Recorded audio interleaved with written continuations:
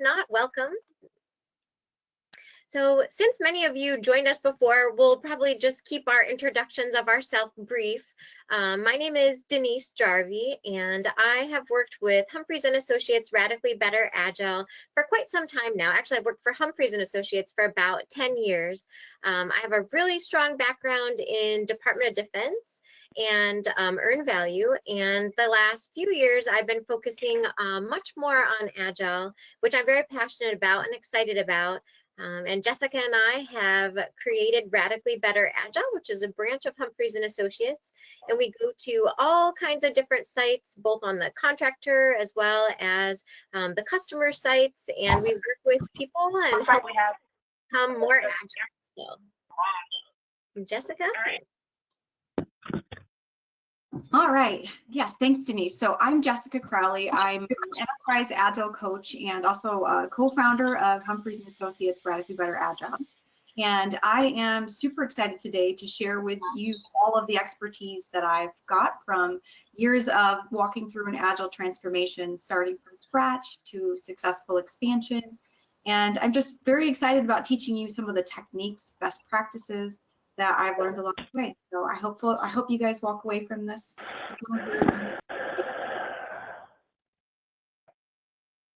All right, so we sent out a poll. Many of you have already responded, so we won't take a lot of time now. Jessica and I have looked at the poll and we know what topics are most interest to you. So today we're going to start with story point estimation and we'll move down the list. I think Jessica chatted that to you as well if you wanted to take a look. So we're going to jump right in, and I'm going to kick off today's webinar with the relationship between story points and hours. And I'm excited that I get to talk about this topic today because whenever I go to organizations and I'm at a client site helping, helping set up Scrum teams and get people started. Yes, can you mute that maybe? No, I can't. Can you take a minute to mute the lines, Denise? Yeah. Thank you. So whenever I go to client sites, I always get asked about story points, especially for people who really have a strong traditional project management background or really understand estimation using basis of estimate and hours. I always get asked a lot of questions about, but what is a story point and how does it relate to hours? So we're gonna dive in. So the first thing that I like to tell people or talk to people about is why. Why should you estimate in story points? Well, that's because hours are less accurate. I'm going to tell you about a couple of different research papers that have been written and a lot of research that's been done that has proven that hours are just not as accurate as using something like story points. There's a couple of things called optimism bias and planning fallacy. So this is really where people believe they are more likely to experience good things, positive outcomes, and less likely to have, negative issues, run into roadblocks. And this optimism bias really makes people think that they're going to finish things quicker, think that they're going to be done faster, and it makes their estimation, especially when they're thinking about hours, less accurate. So actually, I kind of have when I think about it, I think about Charlie Brown. So if you've ever watched Peanuts and Charlie Brown and Lucy, and Lucy always holds up the football and Charlie Brown always runs up to kick it and Lucy always tricks him. She always pulls away the football and Charlie Brown always falls on his back. But the thing that's crazy about it is that he's always optimistic that he's going to get to kick that football. There's not going to be a roadblock in his way. There's not going to be a trick that's going to mess him up. So that's kind of what I'm talking about when I say optimism bias. And planning fallacy is very similar. It's like your prediction about how much time you're going to need to complete a task in the future. You're going to underestimate that. You just think that you're going to get more done. How many times have you had a deadline or a task that you thought would take a couple of hours turns into a couple of days? So that's planning fallacy and optimism bias. And actually the RAND Corporation, if you're not familiar, the RAND Corporation does a lot of research and a lot of studies. They've been around for I don't know, 70 years or something like that, a very long time. And way back when the Department of Defense actually hired the RAND Corporation to do a study about estimation of projects. And what the RAND Corporation found is that exactly what I'm telling you, estimation in hours just isn't as good or as accurate as doing something like relative sizing. So we'll talk a little bit more about relative sizing. I've got a couple of examples that I can share with you. So here we go. I am a cook. I love to bake. I love to cook. I love to experiment in my kitchen. And I've been doing this for a very long time. So if I think about baking a dozen sugar cookies, you know, I use my grandmother's recipe. It's something that I've been doing for a very long time. I know about how long that's going to take me. So if I were to do relative sizing and I wanted to figure out how long would it take to bake a lasagna, for example, if I was having a party, 50 of my closest friends I like to entertain, and I had them over, I would start to think about how long does it take me to bake these cookies? And I would start to compare that or use a relative sizing technique to figure out what I need to do to bake the lasagna.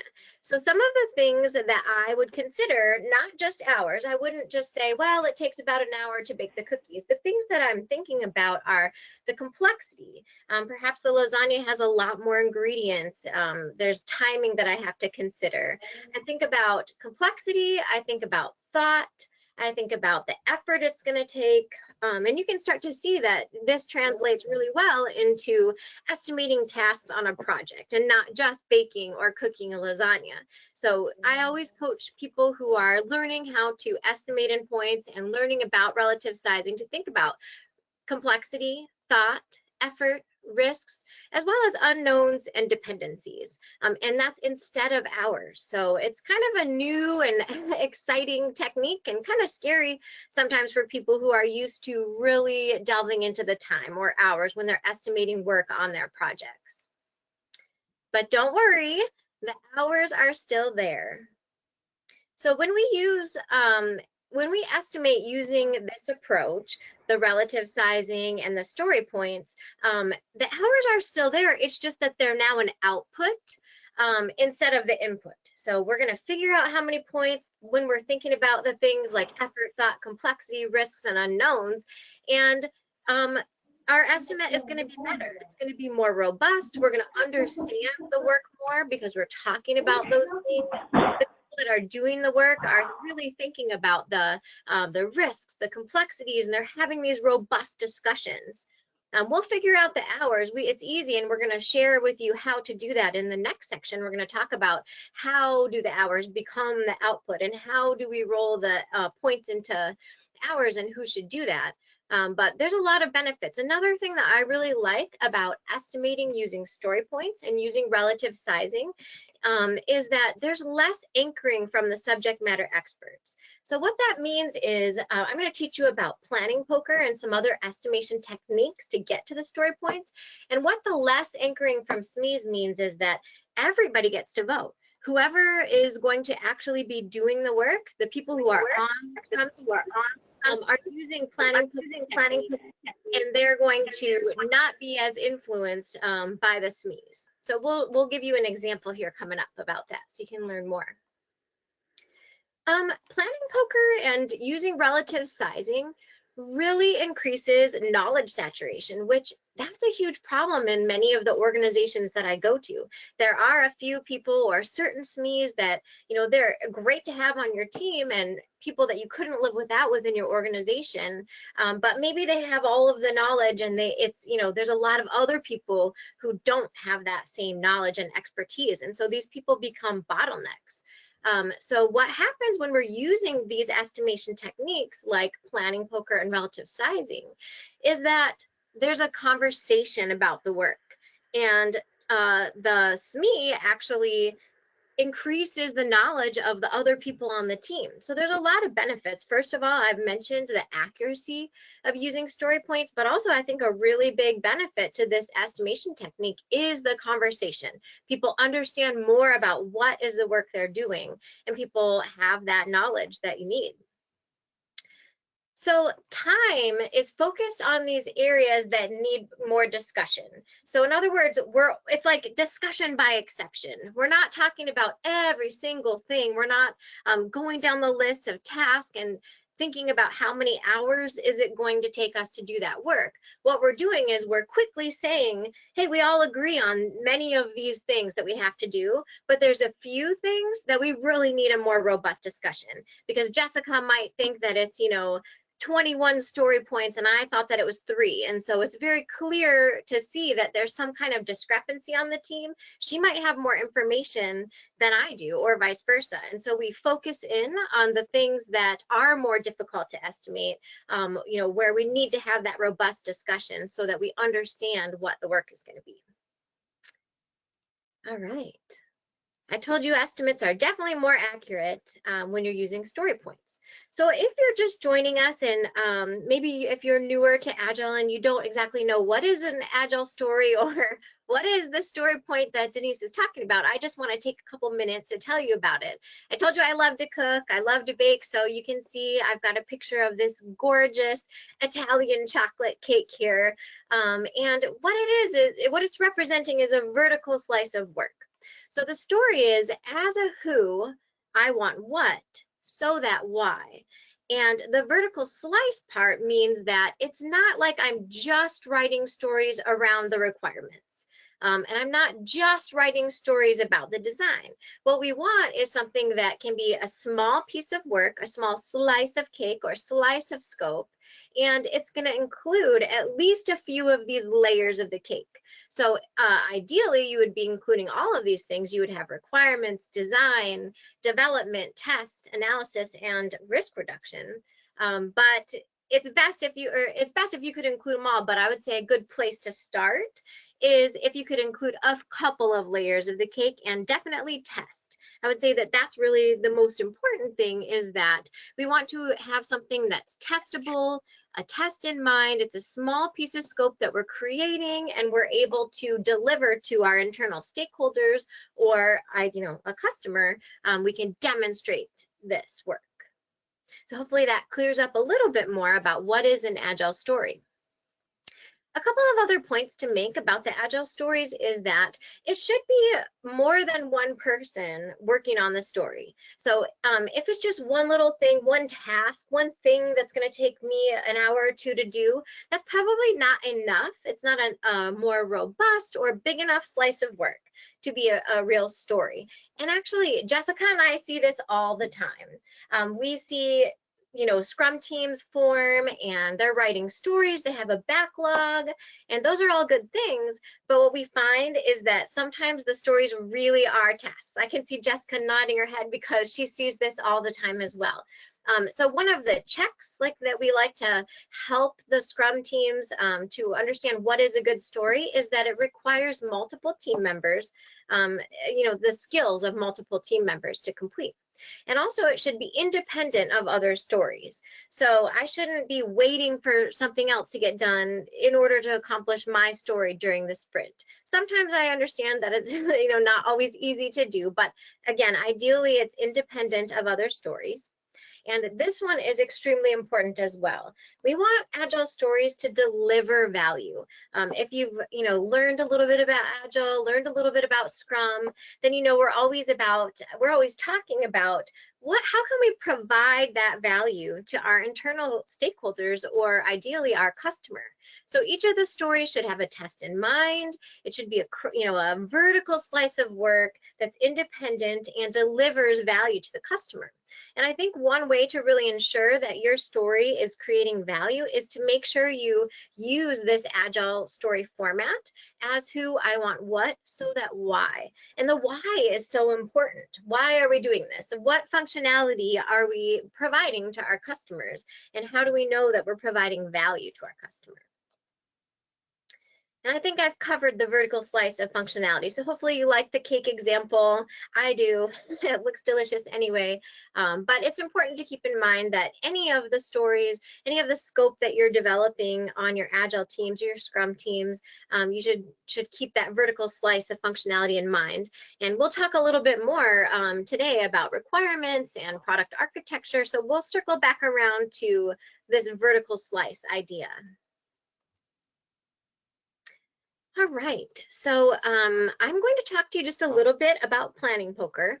When Jessica and I teach some of our longer classes and we don't have so many people, we typically use this exercise. So you guys can check out, you don't have to do it now, but you can check out votingpoker.com at your leisure. Today, I'm just gonna walk you through the steps a little bit.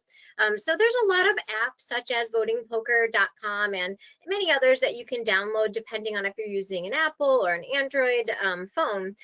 Or you might have the old school, I'll say very useful, but kind of old school cards. I actually like the cards. But especially right now when everybody's doing so much remote work and we may not be co-located together, you know, votingpoker.com is a really easy way to facilitate across, you know, many different places. So what I want to show you is the cards. These are based on, really it's a modified Fibonacci sequence. And so what you do during planning poker is the Scrum team would get together and they would be doing backlog refinement or sprint planning. And the Scrum Master, who's a key role in Scrum, would be the person who really is facilitating this voting, you know, planning exercise. So once everybody's together, they're either logged into an app like Voting Poker or they're using their Scrum planning poker cards. And then the product owner, who is really responsible for the what and understands what the scope is, the product owner is very close to the customer, so he or she understands what the customer values, what the customer wants, and they're able to relay that to the team. So the Scrum Master is facilitating and the product owner will say, okay, we're going to vote on this particular story. And they're going to describe what is that scope of work.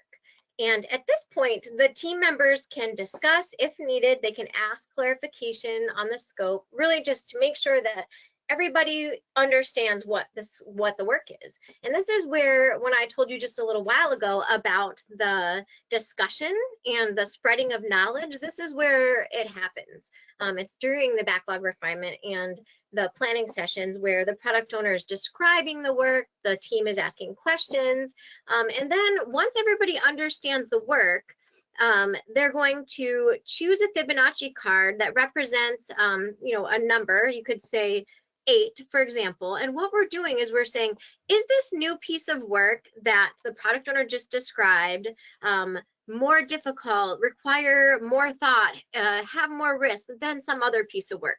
So if we were using this Lego thing that I have on the slides, I would say, okay, guys, I'm going to describe to you the helicopter. This is the new work that we're going to do. Everybody understands what it is. And now I want you guys to vote compared to the car, which is something we've done before as a team. How are we now going to vote? What is the story point value going to be for the helicopter? So if, for example, the car was a 3, maybe I'd vote an 8 or a 13, you know, depending on the work. And what happens is everybody flips their cards at the same time, or they vote on Voting Poker or whatever app. They flip their cards, and that's where I'm saying it's really easy to focus our discussion, because I know if I threw a 13 and somebody else threw, for example, a 55, then we're not synced. There's some discussion that needs to take place so that we're closer, you know, and we understand what is this scope of work. So Typically, this goes pretty fast, and where the Scrum Master will say, all right, 1, 2, 3, vote. Everybody flips their cards. And as long as everybody is within 3 numbers, then we would just average it and move on. And especially with teams that are gelling and they've been working together for a while, this goes very fast. Like, you can estimate a lot of things very quickly, actually much more quickly than if we were just talking about hours and doing your more traditional type of estimation. So what happens if we're not within the 3 numbers? Like, what if we're out? Then what happens is that's where we have this additional discussion. The product owner might clarify, and then the Scrum Master would have us vote again. And hopefully our numbers are closer because we have new information. If not, then you could take maybe up to 3 tries, and if not, then just average it. Average it and move on. It shouldn't, be this long and lengthy discussion about every single thing that you're voting on and estimating. So I hope that you understand a little bit more about planning poker. I encourage you, if you're not familiar with it, just to take a look. You can look at the Scrum Guide, which also describes more about estimation. If you haven't seen that yet, this is our, you can easily print it, and it's also available online. And you can also check out planning poker or votingpoker.com.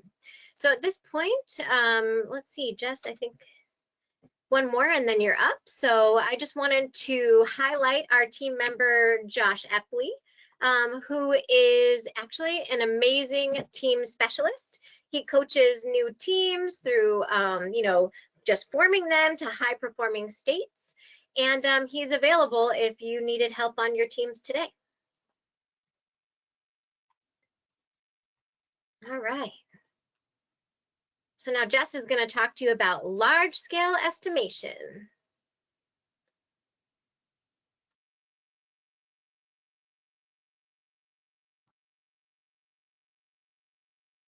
Okay. See, can everyone see? Good, perfect. All right, large scale estimation. We're going to talk about how you go from a product backlog to having a sized basis of estimate that will become your BCWS.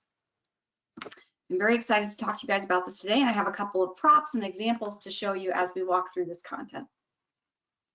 All right, so I'm going to talk about why do we want to conduct large-scale estimation? Why do we want to use an Agile technique? And the reason for that is we want an accurate estimate. We want to be able to do it in an Agile way, a faster way. And we also want to be able to get our Scrum teams ready or our Agile teams ready in advance of winning contracts, so that they know a little bit about what's coming down that pipeline. What kind of work will they have coming to them? And some of the great ways Denise and I have found to really draw them in and get a sense of understanding, as well as increase and heighten the way that we're estimating, is through some of the techniques Denise just talked about, like relative sizing, planning poker. And so we're going to talk about large-scale estimation and how to get that done when you're responding to these proposals in advance, and also when you're just trying to roll up a program or a contract really quickly from a labor cost standpoint. So to be able to do that efficiently, we need to have a comprehensive understanding of what it is that we're sizing. I'll say that anything you size can be sized completely wrong if you don't have a technical understanding of the scope. So how we ensure that that happens is through 2 things: definition of done and acceptance criteria. If you're not practicing these 2 concepts in your organization today, then I strongly encourage you to read about this and find out more about how you can include a definition of done. This is your quality checklist. So if you're Agile, quality should be built into the way that you're developing product. It should be in your process, and it should be something that becomes a way of doing work. So a definition of done is basically, tell me all of your quality standards for how you expect me to do work in your organization, and make sure that when I pull a story that has something to do with that type of work, that I can tell what it is that's expected of me. And then acceptance criteria is, how do I know when, as a product owner, stakeholder, or customer, you will accept the work that I've done? So what are the requirements that I need to meet? What are the parameters that I need to create within? And an acceptance criteria really just eliminates waste, the wasted time of trying to translate and figure out what it is that you're supposed to be doing. And it clarifies and ensures that there's a common understanding. So if I'm pulling the story or Denise is pulling the story, it's still, you're still going to understand what you have to do. What problem are you trying to solve? So before you do any type of estimation technique, make sure you understand those two things. You want to be able to compare pieces of work against each other because we know relative sizing has been statistically proven to be the best approach to be more accurate. And of course, on these large contracts, we really want to be accurate. Accuracy is super important to us. So one of the techniques that they did they uncovered in the Rand Corporation study was Delphi techniques such as t-shirt sizing or relative sizing. And when you t-shirt size, it's a way to simplify the thing that Denise was showing you with the planning poker cards. It's basically just a spread of buckets. And you're looking at these different buckets of where you could put the scope. And you're saying, compared to this cookies that Denise was making, how much more is the lasagna? So you're going to compare your epics against each other. And where do your epics come from? Well, they come from taking a product vision, carefully crafting that vision, and then breaking it into pieces of work that are big buckets. And we called them on our last webinar, epics or control accounts. And you take those epics and you want to compare them to each other. And at this point, you haven't broken anything down into smaller pieces. At this point, you're still dealing with those large control accounts or those large buckets of work. And you just want to talk about the things that Denise had mentioned: complexity, thought, effort, risks, unknowns, and dependencies. And you want to say this new piece of scope is more or less complicated than this other piece of scope until you've done that across all of the control accounts that you've created. And a question I always get is who estimates epics? Because those are really big pieces of work. Those are whole control accounts. And typically that's done by your product management team, your product owner team. This isn't usually brought down to the team level. It depends on how big of a contract we're talking about and how big your control accounts are, whether or not the team is actually involved at this point. But it's the people doing the work. It's just which level are you involving the people who are doing the work. And they always have subject matter expert input because they're going to need that to make sure that we understand the what, the definition of done and acceptance criteria. So throughout, whenever I talk about estimation, there's two things I want you to remember. We want it to be sound and statistical. So wherever possible, I'm always going to pull the center of my data. If I'm looking at a spread, I always want to go to the center of my data so that I can drive down and make sure that any assumptions I'm making represent most likely the whole. The other thing is, whenever possible, I'd like you guys to remember that you need to try to make sure that what you're comparing against is history. Right now, you might be starting from scratch. You don't have that history available to you, but eventually, as you track in an Agile tool, you will have a wealth of history. So we want to make sure that we have historical data. All right, so we talked about large-scale estimation at the point where you have control accounts or epics and you've compared them against each other. That's all you've done so far. Now we need to take that a step further and we need to size those things. So in order to do this, we want to pick the easiest epic. So in this case, it's the unmanned ground vehicle cameras. So everyone agrees that this is the least complexity, thought, effort, risks, has the least amount of unknowns and dependencies. So we picked the thing that is easiest for us to achieve, and we gave it an arbitrary number, in this case, a 3. And now we're going to compare all of these other epics against it, just like I talked about in the last slide. And this is just a real life example that we've made vanilla so that we can show you kind of what does that look like. And then you're going to take something that's in the center, because remember, just trigger you guys again, wherever possible, we're going to use the middle of our data. So I'm finding something, it could have been propulsion, but in this case, Denise and I just decided it will be security. But if you had in the middle two things that were, one was more risky than another, I would probably break down the thing that's more risky or more technically involved. So I'm going to decompose that. What does that mean? It means that I would take that control account, all the scope inside of it, and involve the proper parties in an activity of decomposing it. And that's actually usually referred to, and I'll show you this, as story mapping. It can be user story mapping, but it can also be at a higher level. And here's a great book, guys, that I do highly recommend. It's called User Story Mapping. I'll make sure that before the end of the session, you have that available to you in the chat, and I'll follow up as well in the email with a link to this book. What I really like about that book is it breaks into detail how you go from some piece of scope into smaller pieces of scope and do it in a way that your teams can actually collaborate. So you're going to decompose the center of data down into features. So I'm going to show you a real life example of what that might look like. So if we look at security and we take that security epic and we decompose it, you might see high level of encryption. You might see intrusion detection, light detection, and ranging. Those are examples of what altogether collectively represents that security control account or epic. And we refer to features, like we said, I'll refresh on last time, work packages. Those are our work packages. And we're trying to get to a point where we have a small enough piece of scope that we can pull the teams in and have the teams size it. So this is a really cool activity that, like I said, will build a wealth of, oh, this is what's coming down the pipeline type of knowledge. And then who's going to estimate these features? Because we're at a lower level now. And the truth is, it could be the product owner team. If this is a large contract, that work package may still be estimated by product owners, or it may be time, depending on the size, to bring it down to the Agile team who will actually be doing the work and asking them to size the effort. Now, one thing Denise and I will recommend right away is we do not take the whole entire control account roadmap and break it all down exhaustively into stories. Instead, we use something called rolling wave planning. You might have heard of it, or just enough, just in time. And we really want to focus our efforts on finding the center of the data in the control accounts and investing our energy in driving down the center of data until we get down to stories, so that we can size the entire thing using a couple of simple mathematical formulas and come up with an estimate that's robust and has a lot of thought behind it. Okay, so now what are we going to do? We have these three features. So what are we going to do with them? We want to take the three features and we want to pick the easiest feature. In this case, you know, we have quite a bit of experience in this area, and we say that intrusion detection is the easier one. So again, arbitrarily, I'm picking a Fibonacci number 3, and I'm going to compare the other two against it.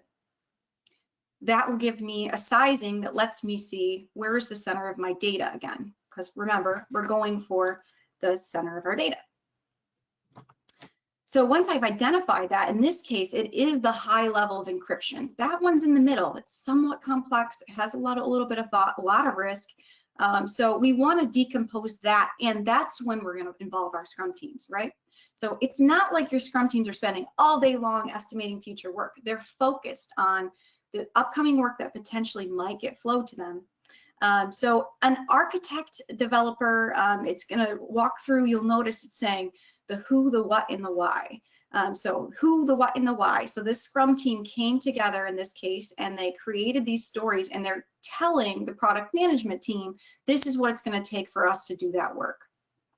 Once they've created those stories, now it's appropriate that they are the ones who estimate it, and they're going to use a different type of number. So in the scenarios we've talked about before, we're really just comparing epics against epics, or control accounts against control accounts, and that is a epic point. It's of no value to the team. It's only of value when you're comparing epics against epics. Well, when you compare features or work packages against each other, they're of no value to the team either. Those features are just, those feature points, like that 5 feature point, is just a comparison of one feature to another feature. And then now that we get down to the lowest level, and we're very granular at this point, these are things that can be done within a couple of days to a couple of weeks, just to give you an indication of size.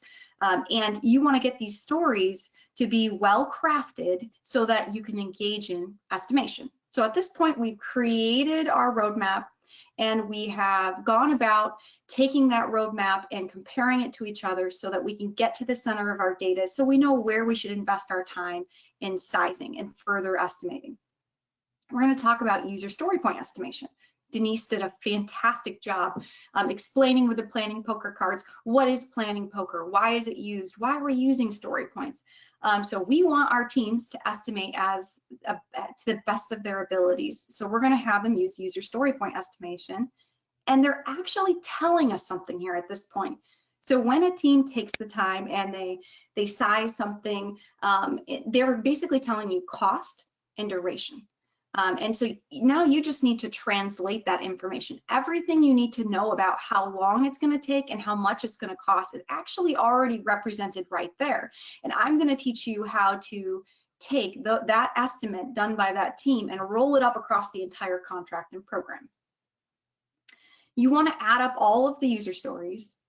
And here's an example of that. You don't have to do math right now, but I would just add the total story points together. And all I really want to know is, since I have these feature points, I need to know how much one feature point is worth in team story points, because I'm going to go back to all of that relative sizing that we did before.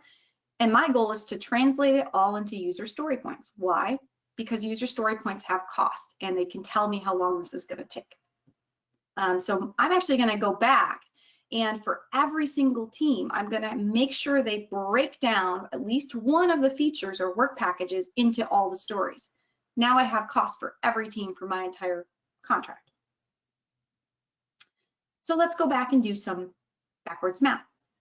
So I'm going to take the story points that the team said it would take to do that feature, and I'm gonna take the 76 story points and divide it by the 5 feature points. So I now know that for every feature point in my roadmap for that team, one feature point is worth 15.2 story points.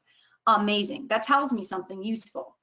Okay, because what that is telling me is that I can go back and replace those numbers with team story points without the team actually taking all of these other features and breaking them down into stories. So that just saved me time, and it also gave me a way so that I can respond better to these proposals and have more confidence that I'm in the center of my data and I have a sound estimate. So I'm showing you here in real time what that would look like if I went back and replaced my relative size estimates with story point estimates. And so why I'm doing that at the work package level is, of course, because it's going to roll up and feed my control account estimates in the same way without me having to take every single control account and have the team break them all out into stories. We don't like to have any more than 3 sprints worth of work broken down into stories because it's a data maintenance nightmare. Anything more than 3 sprints worth of work is going to cause, when change happens in the backlog, it's going to cause a lot of maintenance that is going to equal more costs on your contract. And that's the opposite of what we'd like to do. We'd like to have cost savings. So you're going to add all of your story points for the features, and you're going to divide it by the number of epic points that you had from before. So you can tell how much one epic point is worth. In this case, one epic point is worth 30.4 team story points. And that tells me how much that control account is going to cost and how long it's going to take. Now, you don't know how it's going to do that yet, but I'll show you. Okay, so I'm going to introduce you to something kind of interesting here, which is that when you get back up to the control account level, at this point, you've discussed all of the scope of the entire program or contract. Sometimes Denise and I get asked that question. So how much do you actually define in front of when you start a contract or a program? The truth is, in Agile, you do everything up front because you're doing it at such a high level that it's not an exhaustive effort. You've got a definition of done and acceptance criteria for these large control accounts. That's what you've got. And then you took the time to break down the center of your data and show it to the team so they're informed and collect a solid estimate. And you use that in an agile way to spread it back across your control accounts so you can look at cost and duration. So we're going to replace all of the epic point placeholders with the team's actual story points. And now we're going to worry about things like cost and duration. So we're going to add up all the story points, and voila, it took me it takes Denise and I usually anywhere from many hours to a couple of days to facilitate this across a lot of teams, which is great news for you because as far as we know, it takes usually many weeks to aggregate something like this across many, many teams. So it is a very time-saving thing, and I've also done statistical analysis at my prior company of the effectiveness of this in comparison with traditional hourly estimates, and I will say that my results line up very closely with the RAND Corporation, where it's actually plus 10% more accurate for you to use this type of estimation. And a lot of that's because we tie in history whenever it's possible. We use the center of our data, and we include the people who are doing the work and subject matter experts who have a lot of wisdom. Okay, so what we want to do is, if in the future a customer comes to me and says, hey, Jessica, I want to add another control account. I want to add scope to my contract.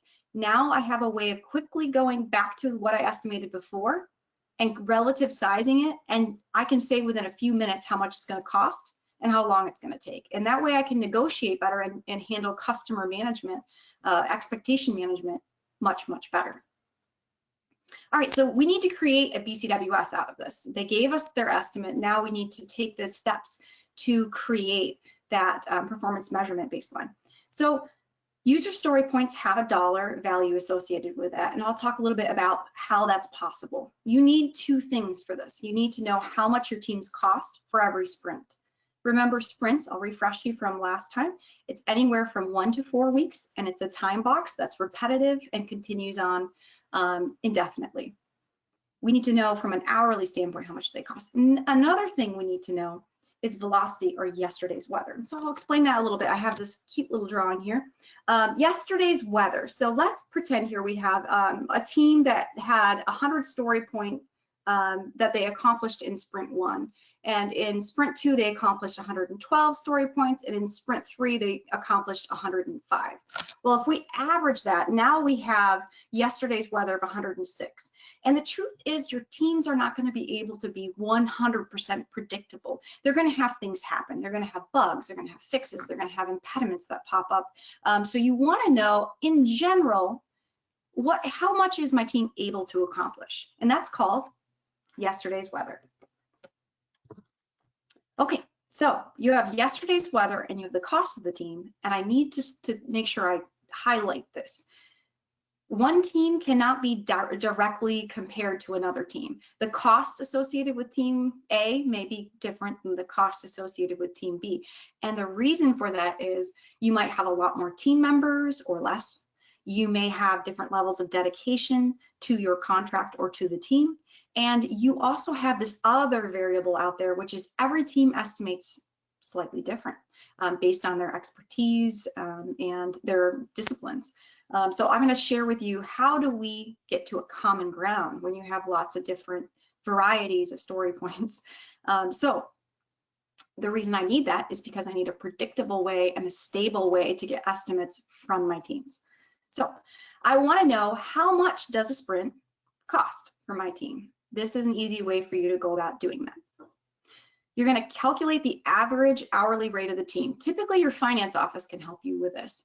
But if you have many different disciplines, then you need to know, in general, how much does it cost for me to have a variety of people working on this team? And how many hours do they work per sprint? So pretty simple thing for you to arrive at. In this diagram, you can see that I have software engineers, mechanical engineers, quality. I have a Scrum Master who's a software engineer by trade, electrical engineer, and a systems engineer. So a variety of skills on this functional, on this cross-functional team. And I have 3 members that are 100% dedicated and 3 members that are 50% dedicated. So if I look at that, I can say, all right, I've got 3 that are 80 hours and 3 that are 40 hours. And I'm going to use that to multiply by my hourly rate so I can have a predictable cost. In general, if these people are in the building and they're charging time, I'm going to pay about $75,000, give or take, to have them working on my contract.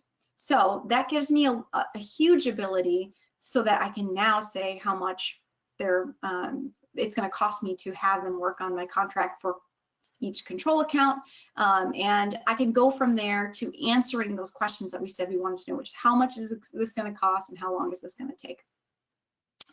So One of the things I had just shown you in the diagram was yesterday's weather. I'm here to tell you that it's awesome if you have Agile tools because they can provide you with very fast snapshots about the story point values and yesterday's weather. So one easy way for you to get this information is to go into your Agile tool and pull this report. It's called the velocity chart. So you want to pull this report so you can see yesterday's weather, and so you can understand the next thing I'm going to talk about, which is story point values differing across teams. So I have a prop here. Okay, so let me just let you see this real quick. Most of you know what this is. It's a 20. It's a 20 in francs. This one is a $20 bill, and I'm going to go get ice cream after this. So, woohoo! So these two 20s are actually, they look nice, and you know they look like they're both equally valuable. But the truth is, we all know that this one is actually more valuable right now. I think it's 3 cents to the dollar. It's actually more valuable as of today. How do we know that? I mean, we have lots of different currencies all over the place, all over the world, and yet we're able to equate the value across these equations. And that's because we can say what these things can buy us, right? We can say what is the value of using this. I know that I can get more with this than I can with this. So you also need to be able to look at team X and team Y and compare the two against each other, so that you can tell when team X says that something's going to take 500 story points, you know that means 2 sprints. And when team Y says it's going to take 500 story points, you know it's going to take 2.5 sprints. So even though they're giving you the same story point estimates, the thing that binds them, just like I can convert the US dollars into francs, is time. Time binds the teams because the time boxes are the same for both of these teams, and their output shows me what they're capable of doing in that same time box. Oh, sorry about that. Okay. So Jess, actually, we had just a couple questions. I want to make sure that we answer. Yeah, I think we're kind of covering it, but I just want to make sure. So a couple things is just, again, when are you doing large scale estimation? When would you be looking at this type of thing? Is it just at the beginning when you're doing a basis of estimate? And then also just making sure that we tie it back to hours. How do points relate to hours? And absolutely. So we're actually getting very close to that. The next few slides will show how a point turns into hours and how you can calculate that yourself. So I will make sure I get that to you by the end of this section. And then the other thing is, when is it appropriate to do this? So I did this for the beginning of all of my contracts. When I'm responding to proposals, an amazing time to do this, because you're going to have a better estimate to start with. And then if you get a go, you have a strong foundation. So it's easy to go back and pull your large scale estimate and then resize where appropriate as you break things down.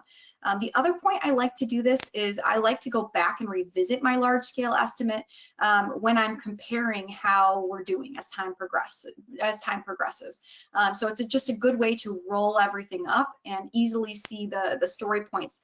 So when I snap a baseline, I'm actually baselining the story points in those control accounts. So I can watch over time and actually have earlier variance indicators than I might with other just traditional EV approaches. And Denise, anything to add with that? No, I think that's great. I also responded in the chat, so I just want to make sure we answer everybody's question. But yes, it's a great time to do this at the beginning, like she said, during the basis of estimate. But we actually do revisit it a lot. It's not like we do it one time and then walk away and never look at large scale estimation. So I think that's the most valuable takeaway there. Absolutely. Thank you so much. Okay, so time helps normalize point values when you have a lot of different teams and they're doing different types of work. All right, now, oh my gosh, it's like they already saw the slide deck. So how many hours per point? Because me, everyone on this webinar, you all know everything about hours and what we want to do with them. So we really want to just get hours per point. A caveat, please don't have your teams calculate hours. That's something that when we were teaching this to a lot of the more traditional roles, they were like having the Scrum teams do this. And this is actually a conversion that's very efficient for like program management, CAMs, the finance office to be doing this type of calculation. And they started to compare each other. That's why I don't want you to do it, is because then the teams compare each other and they're more likely to do things like inflate story points and just stuff that's going to make your metrics less valuable and less insightful.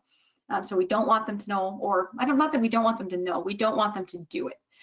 So take the number of hours per sprint like we just did before, and we want, so 360, we want to divide it by their velocity, which I talked to you about how to get yesterday's weather. We'll just do a little flash so you guys remember yesterday's weather.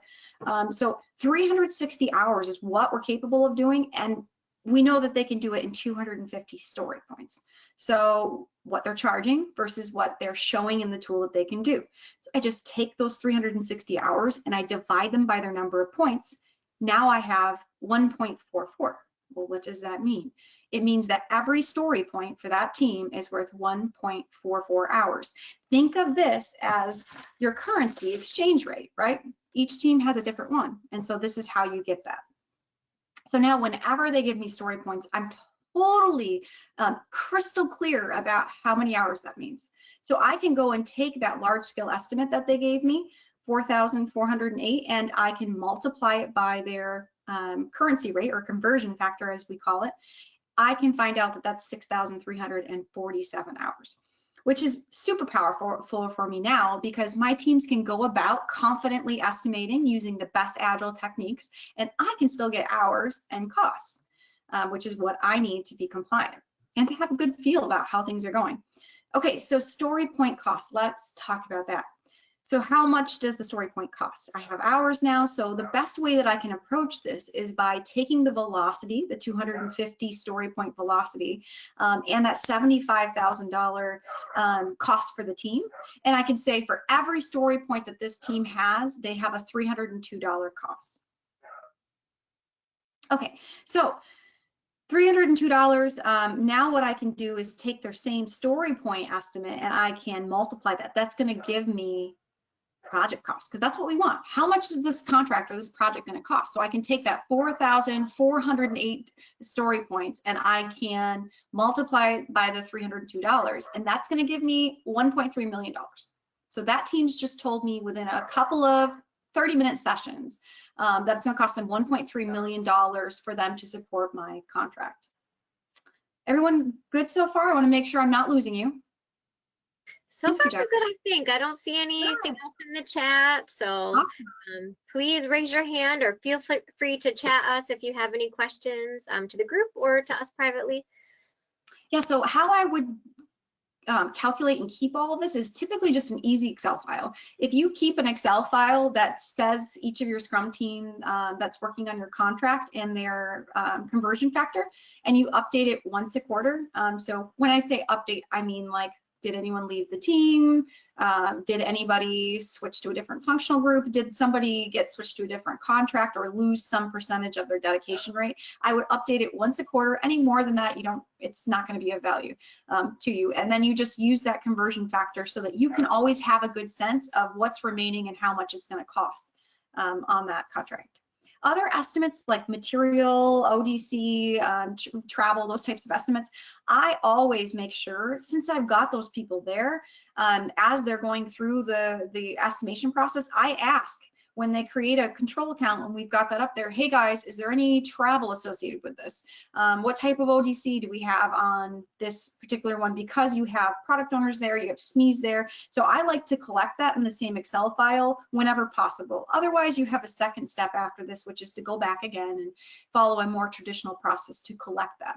The only thing I would say to enrich your traditional process is whenever possible, again, try to find the history that you have and make sure that it's, as refined and more continuously improved than it would have been if you just continued to estimate with your standard approaches. Duration. So like I said, we want to know how long is this going to take? So we're going to take their total story points, and that's their velocity. And we're going to, or so they're 4,408 story points. They said that's what it's going to take to do this contract. And I'm going to divide it by yesterday's weather. So this card again. And it's going to tell me that it's going to take them 17.6 sprints. And if we talk about it, in this case, we're going to say that a sprint is a 2-week time box. And so I know it will take them 35 weeks to do this. The only other discussion I have as well, in addition to this, which I think is a really healthy one is, do we have externalities that we believe will result in some type of delay? And that's where you're going to start to get those initial relationships that you're going to need as you develop your IMS. So I capture that while I'm talking in this. So yes, it's 35 weeks, but I also have, let's say, some long lead parts that are going to take much longer than that. So they're going to have some type of delay. And teams typically know what that is when they talk to you about the scope. All right, so I want to show you something. I kept talking about an Excel spreadsheet. So Denise and I created an Excel spreadsheet. You take the, I think it's 8 or 9 steps. So you take your teams and you put them in the spreadsheet just like this, and you'll have a PDF of these slides so you can build your own. But you have the team names, and then you have your functional groups with their dollar rates. And you're basically just going to create a functional Excel table that says who's on a team. So you identify who the team members are. I usually put their names in there, it's fine. And then their functional groups, and it's going to take that average labor rate that you plugged in here, and it's going to give that to them, as well as you're going to take the time to go through all your documentation that you already have that shows the dedication level you plan on having them supporting this contract. And you plug that in there. And this is going to make it much more smooth when you get to a point like this in this Excel file where you're basically plugging in their estimate, and it's got the conversion factor in there. It can tell you how many dollars per point, and this makes it really easy for your BCWS. So you just need to spend the time making sure you have robust technical conversation and that you have something that you believe is a very accurate story point estimate. And then when you put that in here, now what you can do is see for every control account, for everything you have, and like this is an example of Jira, your Agile tool, you want to make sure that you compare it and capture the t-shirt sizes. I actually did that all in this Excel file because I don't know about you, but for me, automation or making it so it's not as manual or difficult, and so it's something that's an artifact I can refer to later, it's really important to me. So I made sure that when my product management team is comparing, their t-shirt sizes for control accounts and work packages, I capture it right in here as we go. So there's no future math for me to have to do. And I can export from the Agile tool and paste it right in here and do my formulas so that I don't have a lot of extra work going on. So just a little tidbit from me to you on how you can make this approach easier.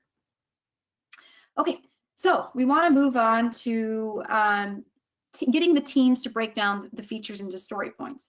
So when I do that, I actually capture in here their t-shirt sizes and the story point values on the left-hand side. So for team A, the one that was in the center of their data, medium for them, is 119 story points. So right there, I'm capturing that. If anyone ever asks me how I got my basis of estimate, I can actually drill into this file and show them all the story points that the team, or all the stories the team's created and estimated, and it's archived, and I've got that for historical purposes.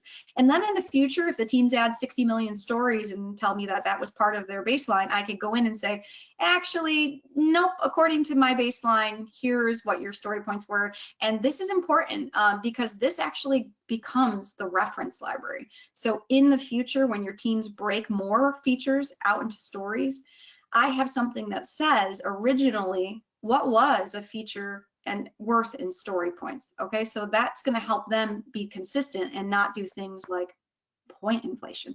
And I don't know if you've heard about what point inflation is, but basically it's a behavior where I no longer compare new work against old work I did. I just continue to compare it to what I think it should be compared to. So it exponentially grows. And we don't want that. What we want to see is the reason you went from 100 story points to 1,000 story points is because you automated, you improved your process, you got better as a team and more efficient. That's why I want you to go from 100 to 1,000, not because you just took your story points and did times 10 on them. You know, that's what we want to avoid. So we have a predictable and high quality estimate. Okay, and then the last thing is you want to make sure, like I said, that every team that's an Agile team that's working on your contract has provided at least one feature decomposed into stories so that you didn't leave out someone. So you have a solid estimate. So the end result is you get something like this. My file also takes the story point estimates and spits them back into functional groups. And yours can too if you build it the way that I've got these steps. So it spits it back out into, in this case, systems, firmware, software, and that lets me be able to take it and mix it with my traditional estimates, which I've collected the normal way I would by functional group. So I know it's a complicated topic, but you wouldn't be here if it wasn't, so I'm excited. All right, so now I've got the story points converted into hours and dollars, and I've split them into the functional groups. And I did that, how did I do that? By their team composition. Remember when we put the functional groups into the Excel file, and their dedication levels. So it's basically saying, if you give me an estimate that's 100 hours, which functional groups get what percentage of that? It's a very simple formula. All right, so obviously I'm showing you, I'm demonstrating to you that we have a wealth of templates, tools, and techniques, and that's because Denise and I have been spending the last year and a half going from contracts to contracts and implementing this. So we do have a lot that we can share with you to help you be more successful. And that's the only infomercial I'm gonna get. All right, so next section. All right, great. Let's see if we can. I'm gonna make you the presenter, Denise. Thanks.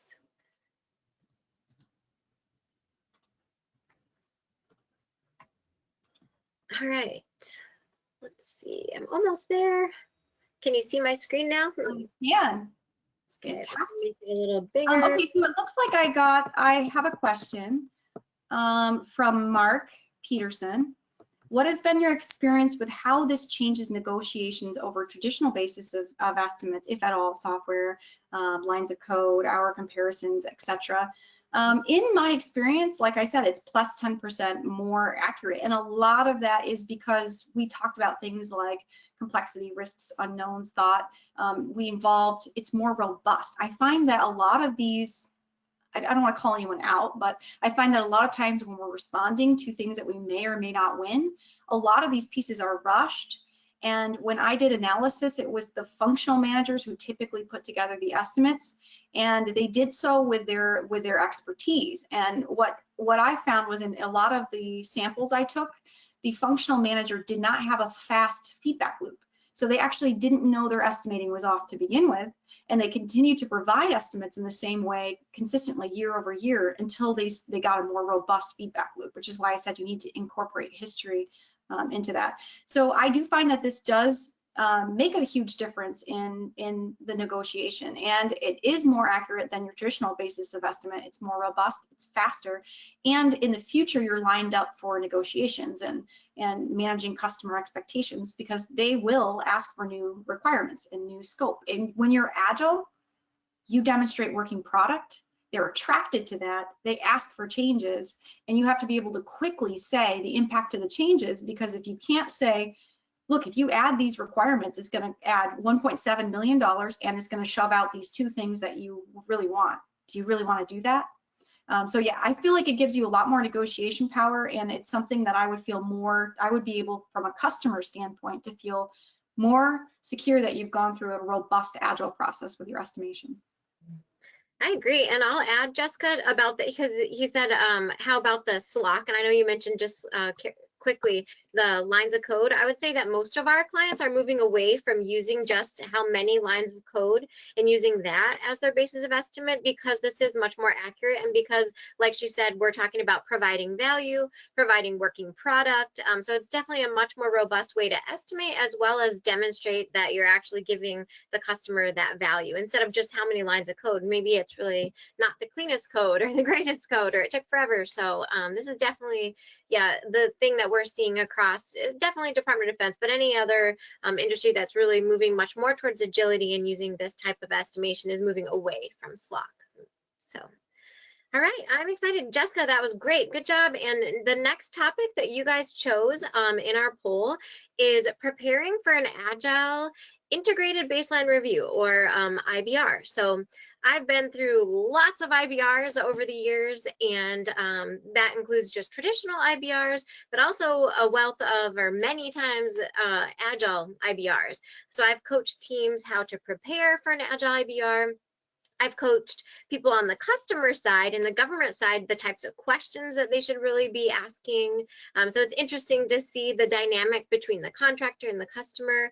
So I've got just a few slides to share with you. And then if you have any specific questions, please feel free to raise your hand, and Jessica will be monitoring the chat as well. So what is an IBR? If you haven't had the wonderful opportunity of participating in an IBR, I will let you know that it's a review. It's conducted by the government, so typically your customer's project management office. And the purpose of the IBR, it's not like it's an earned value review. It's not like an audit necessarily. It's more like it's supposed to be more like the customer and the contractor is understanding a mutual, or trying to achieve a mutual understanding of the contract. So it's a lot more about discussion. It's a lot more about the contractor having dialogue with the customer. And they're looking at things like, do we have a realistic and an achievable technical baseline?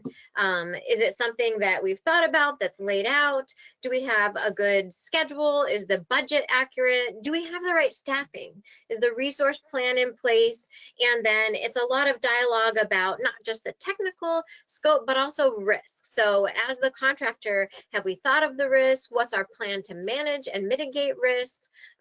So I have seen it turn sometimes into more of an audit or something like that, but it's not the intent. The intent is definitely more of a dialogue and to assess and make sure that the contractor has a really good plan in place to execute the scope of work. All right. So like I said, the purpose is really to ensure that the work is planned, that you've got the right resources, that your performance measurement baseline or your time phase budget plan is in place.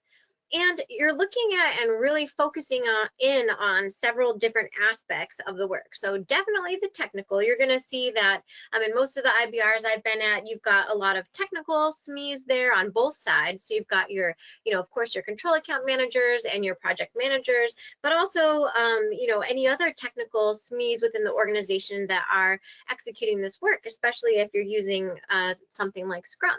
And then also the same is true on the customer side. So you're going to have your technical experts from the customer side so that you can have those robust technical discussions. You're also going to be looking at the schedule, ensuring that you have a good plan from a cost and schedule perspective. You're looking at the staffing plan, and this can have some implications if you are agile. So you might be talking about, how did you form these teams, and do you have the right amount of Scrum teams or Kanban teams with the right skill mix? So we'll get into a little bit more about the nuances of agile and the IBR.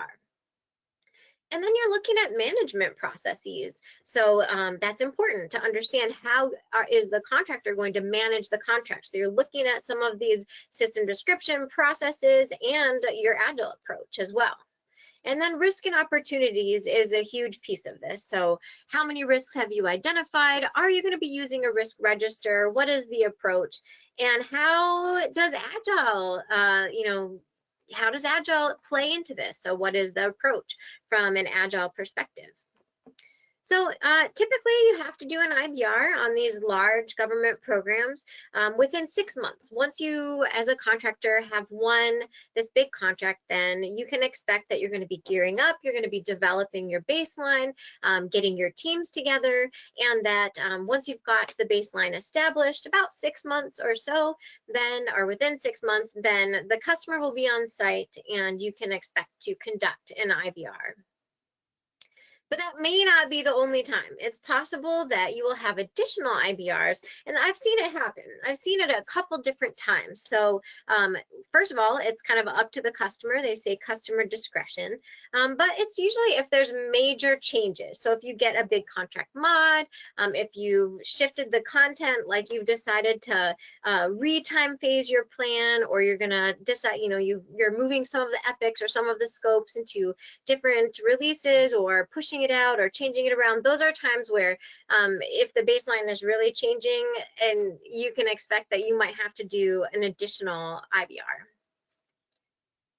So one of the things that happens during the IBR, and usually you send this ahead of time, but typically your organization, the contractor, will submit the earned value management system description to the customer. And again, it's not an earned value review. An IBR is not supposed to be just for an earned value review. However, earned value is a big piece of how large Department of Defense contractors manage. And because management processes are a big part of the IBR, you're going to provide the system description to the customer. So this will just aid in understanding how are we going to manage the contract, and especially when you have Agile, or you want to use Agile development approaches on a contract that has earned value requirements, then you're really looking at how are you integrating that, and hopefully your earned value management system description discusses those types of approach and how are you doing some of that integration. So if you joined us last week, I walked through a lot more detail about how do you align Agile and EV, and how can you really take advantage of Agile development approaches and all of the benefits that we know that Agile brings and still be compliant. So your system description should talk about some of those things. And this is also, depending on where you're at, what type of contract, you might be trying to get a validation, depending, like I said, on the contract value. The customer might need to actually provide an acceptance of your system description if it's not already, if it hasn't been done before. So the customer reviews the processes, and you discuss any discrepancies or issues that you might have as it relates to management of the contract, including both Agile and earned value. So the next thing that I think is incredibly important, if you have a contract that is Agile and you have earned value requirements, then what you as a contractor want to do is really establish that understanding of what framework you're using or what approaches you're using. And it's best if you can do that before the IBR. So for example, if my contractor organization is using something like the Scaled Agile framework, then I would have discussions with the customer about, hey, this is the Agile framework we're using. We have 2 Agile release trains for this program or whatever it is, and you would describe the roles, describe how you're going to execute the work, talk about the way that you're going to use risk management and those things as it relates to the specific Agile framework. And also, which is really important, how is the customer going to interact? Where does the customer fit on your chosen framework? So I'm not going to take the time to really walk through in detail these particular frameworks, but the one on the left is the Scaled Agile framework, or SAFe.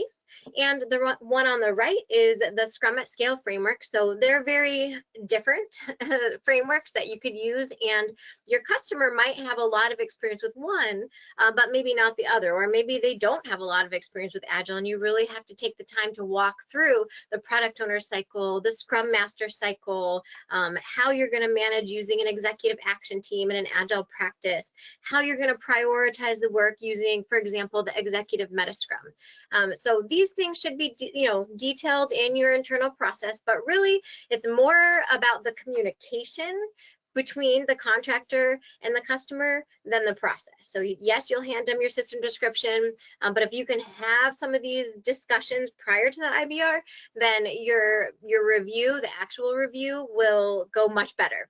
And you will learn that if they're on board prior to the IBR, then you can actually talk about the things which are really important, like the technical scope, times that you're going to need support from the customer, how you're going to manage risk, if you have concerns about resources or whatever the concerns are on your particular program. That can be the focus and the feature of the integrated baseline review, instead of explaining what does Scrum mean and explaining what is an Agile release train or what is Kanban and how are you going to manage. So that's something that when I've been at contractors, if they've been successful, a large part of that success is due to the fact that they reached out to their counterparts on the customer side beforehand and explained the approach that they're going to take with Agile. So some of the things that they talk about in these, early discussions is the terminology. So for example, if your, chosen framework is SAFe, then you might be using terms like iteration or program increment. I mentioned release train, and perhaps your customer isn't aware of those particular, terms. Just like with Scrum at Scale, maybe I'm used to saying Scrum of Scrum Master, and a customer might not have any idea what that is, or Chief Product Owner. So the idea is that internally, you understand the framework, you understand what approach that you're going to use from an Agile perspective. Everybody on the contractor side is on the same page, and everybody uses the same language, and that's communicated to the customer so that you can have this dialogue. It makes things much easier. Trust me, I've been part of IBRs where this early communication about the Agile process didn't happen, and it was stressful, and it didn't go as well, and we got caught up explaining these things. So I highly recommend using this approach. Another thing that is very important to do during an IBR is to talk about the business rhythm and the Agile cadence. So how does Agile fit in? If you're an earned value if you're an earned value professional, then you know that it's a lot of work to get all of this earned value reporting and all of this stuff done every month. So you know that you're delivering an IPMR, or maybe you have the IPM DAR now. You've got a lot of reporting to do. You're updating the schedule. So how does this fit in? How does it align with the cadence? And it can really have a lot of impact if you don't think about this as you're planning the project up front. So I recommend that you coordinate the business rhythm with your Agile cadence. This is an example, like she said, vanilla example from one of the customers that Jessica and I worked with before, where we laid out the business rhythm. We talked about, what is their customer reporting, what is their deliverables that's due, and then kind of back it up throughout the month and define the roles each person has and the deliverables that are due on what date. And then what we did is we actually took the program dates and the Agile team events, like the release planning, the Scrum of Scrums, the product owner sync. So all these things that we're doing to execute and to manage from an Agile perspective. And we also layered in the milestones and the events that were really important to the customer, really, but also the project manager. And once we layered all this stuff on, everybody could see. First of all, we made it more than just an Excel. We put it in big letters and big writing in our Scrum rooms, and certainly communicated this to our customer, brought everybody in together to understand the business rhythm, the Agile cadence. We looked at our roadmap, which if you joined us last week, you learned about how to develop that product roadmap and release plan. So it just gets everybody on the same page, and it makes sure that we're all marching to the same beat, if you will. I think you're muted, Jess, if you were. Yeah, I was definitely muted. So Jamie just said, do you usually see companies deploying multiple Agile frameworks, or is it typical that they stick to one? That's a funny question, because the answers definitely we see all over the place. So a lot of times, Jessica and I, when we go into organizations, they actually don't even know that there's pockets of Agile throughout their organization. So we definitely see that, especially when organizations are just starting to adopt Agile, they might have scaled Agile framework in some sectors, some divisions, or even at the same location, and Scrum at scale, in another project or another part of their company. We also see, not just those two frameworks, but some organizations might have like IT that's doing Scrum, but then other areas of the business that are using Kanban, or they're starting to move towards DevSecOps, and not everybody understands or knows about that. So one thing that Jessica and I have done before for our clients is actually to do heat mapping. So that's basically just figure out what types of Agile is happening across the organization. And it's sometimes very surprising not to us, but to the leaders within the organization. They're surprised to find out, like, oh, it's not just our IT department that's doing Agile. It's actually, across different parts of our organization as well. So that's a great question, and one that we definitely have come across. I will say that some of the other organizations that we've been to have more of a, I will say, like a top-down approach to implementing Agile. And so maybe they chosen to implement something like the Scaled Agile framework, where it's really like a burning platform that the leadership, decided for some reason because their competitors were using Agile, or their customer was asking for Agile, or something like that, where they're implementing a more, I don't know if I want to say holistic, but across the organization type approach using a particular framework. So we do see both, but I would say more often than not, it's the first, the first scenario where it's different types of Agile across the organization. All right. So now I'm going to talk to you about Agile team structure and how does the control account manager interact with the teams? Because the control account manager, as you probably know, is really the person who's responsible for the scope, the schedule, and the budget, regardless of who is actually doing the work. So even if I have, 6 Scrum teams and a couple Kanban teams executing, I might be the person who's responsible to make sure that that scope happens, and I need to know that we're on track from a schedule and cost perspective. So how do I interact? So this is just another example of when Jessica and I were kicking off a program, and we helped an organization set up several Scrum teams as well as Kanban teams, and we had to figure out how is the control account manager going to interact. So some of the points which we coached those control account managers, hey, this would be a very good time for you to interact with the team and make sure you're on the same page. The first one is definitely road mapping. So that's, if you were with us last time, then across the top of the room is the roadmap. It's got, all of the scope that's going to happen, at least at a high level. It's spread across time.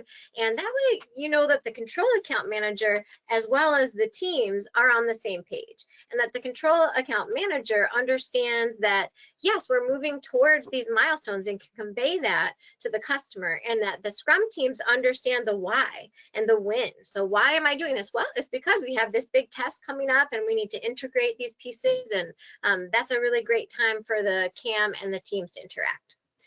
Also, during product backlog development. So if you've ever been on a Scrum team and you've used a product backlog, then you know that it's kind of the end all. That's where everything that needs to happen on the contract, all of the scope of work is identified. It's kept in the backlog, and it's a very important thing because it serves as a communication tool, and the product owner is prioritizing that work. The team is looking to the backlog to pull work into their teams. That's how they know what to do next. So the control account manager obviously has to interface with the product owner or product owners. It's usually more than one. If you've got a huge project, then usually the control account manager is working with several of these teams. So it's important for the control account manager to understand what should the prioritization, or what is the prioritization, and make sure that it's in alignment with, the technical outcomes that they're expecting so that they can hit these milestones. Another great time for the control account manager to really interface with the teams is during things like sprint review. You might know this as a demo, but it's really when the teams have finished a sprint, they've completed some type of work, and they're going to demonstrate it to the customer or demonstrate it to the internal stakeholders, perhaps, depending on which level and the timing. So this is a really good time for the control account manager, not just to get a report that says, oh, hey, look, we're 10% complete or 40% complete. It's actually to see the physical working product, to see a demo of the code, or to see the hardware that the team has developed, or see a test being run or whatever. So that's a really good time for the control account managers to come in. I would say that on some of the really large projects or programs, maybe the control account manager can't attend every single sprint demo. And so another appropriate time would be system demos. So it's a larger scale, it's the system coming together, or it's like a big release system demo. That would be a really good thing for the control account managers to attend. Also, the control account managers should have access to the Agile tool. So Jessica mentioned Jira, she talked about the velocity reports. So these are things that if I'm a control account manager, I definitely want access to that Agile tool. I want to be able to have that dashboard set up. I want to have real-time reports. That's one of the things that we think is so great about Agile, is that you're not waiting until the end of the month to go through the schedule and get your percent complete or your status. I mean, you get that too, and that's good for a lot of things, and like the overall picture, or if you're integrating some Agile and some non-Agile, there's a lot of benefits there. But you can really deep dive and get a much better picture of what's happening for your control accounts or the scope that you have as a control account manager.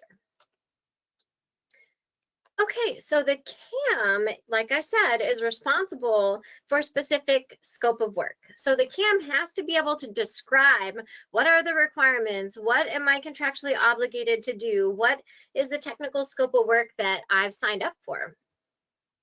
And so this is just kind of a screenshot of what we shared with you last week. Just to recap and to make sure that you understand that the control account manager has to understand what's in the product backlog, what is the architecture that the teams have decided for the work, how have they split it out, and how does that product backlog relate to the WBS dictionary? How do I know what statement of work or scope of work am I completing, or what are the teams working on right now? If I was an auditor, I would definitely want to know. If I was a program manager, I'd want to know. If I was a customer, I would want to know that the CAM is working with the teams and understands and knows what they're working on, and that they're ensuring that the teams are actually working on the right thing.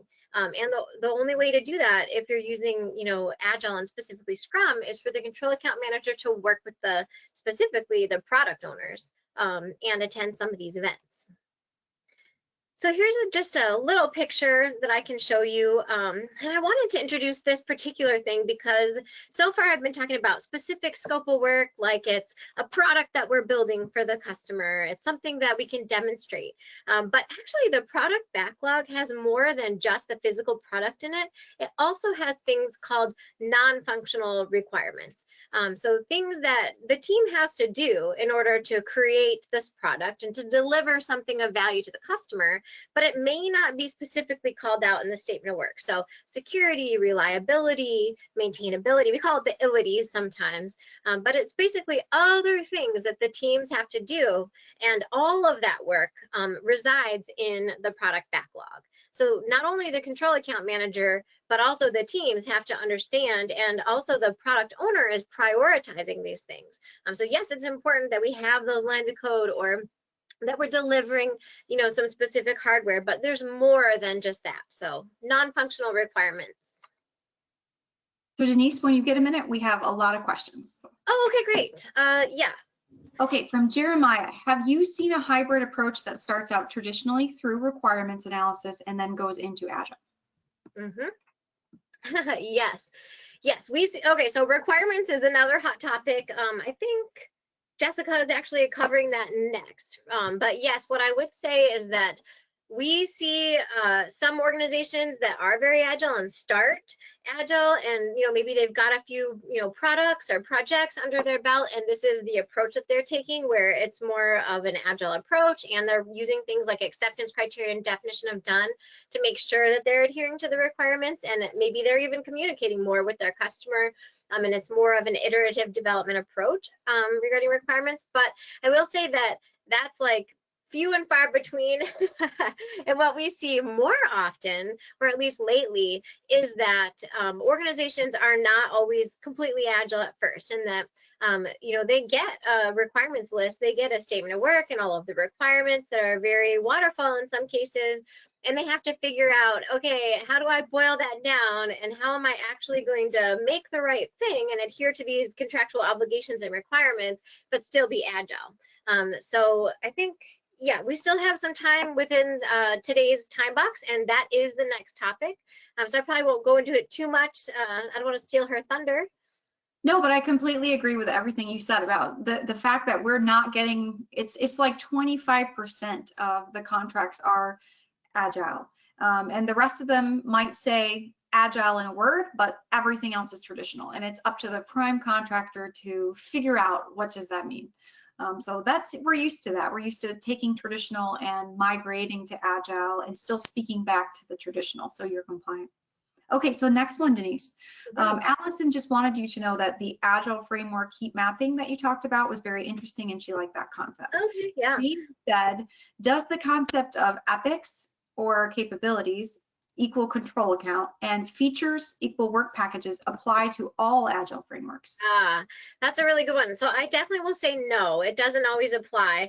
What we do is when Jessica and I go into an organization, we obviously it's pretty easy to map out the earned value hierarchy. Like most organizations have a control account, a work packages, and tasks below. That's just pretty standard. Earned value's been around for 50 years. There's a lot of rules around it. So that hierarchy in language is pretty static.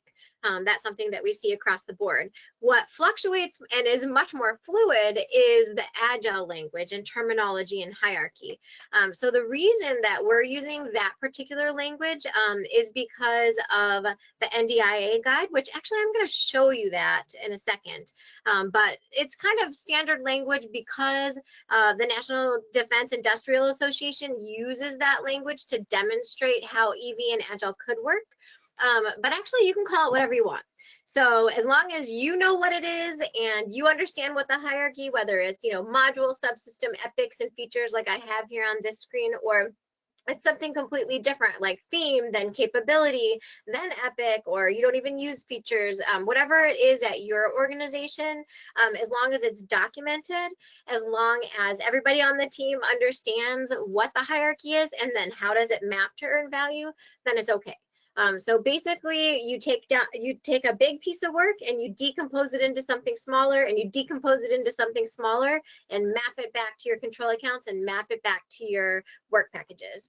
So that's what I would say about that. It's definitely not the same across all organizations. Thank you very much. So that was the last question for right now.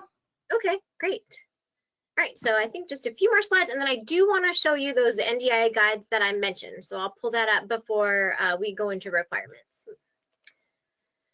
All right, so I think there were just a couple other little notes on this slide. I think we've talked about the fact that yes, all of the contractual requirements must be covered. We're going to deep dive into that here in just a few minutes. And that a good way to do that is through the acceptance criteria and definition of done. And by the way, earlier we were talking about acceptance criteria and definition of done at the story level when we were talking about stories, but it's actually at all the different levels. So if you're using modules, epics, features, and then stories, I would want to see acceptance criteria at each of those levels. First of all, just make sure everybody understands what is the scope of work and gives the customer confidence that you are covering those requirements. Another thing that the control account manager has to do is understand all of the different levels of schedules. So that's not really anything new, even if you're just using earned value or not Agile, basically, the control account manager would still have to understand what are the high level milestones. If you're given an integrated master plan, they should be able to point to which milestones they're supporting, that type of thing.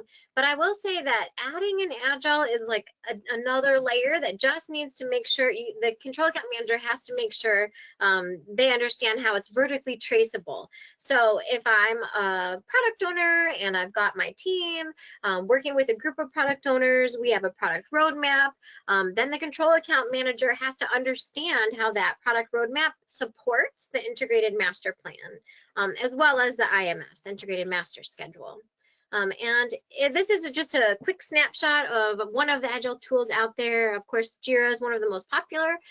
So we've just put this little snip to show that the control account managers has to not only understand the higher level schedules and the release plans in the product roadmap, but they also have to understand the detailed plans in the Agile tool. So when I mentioned if I were a control account manager, I would want that Jira access. It's so that I know what the teams are working on, and so I can have that up-to-date status and understand how it integrates with all the different levels of schedule.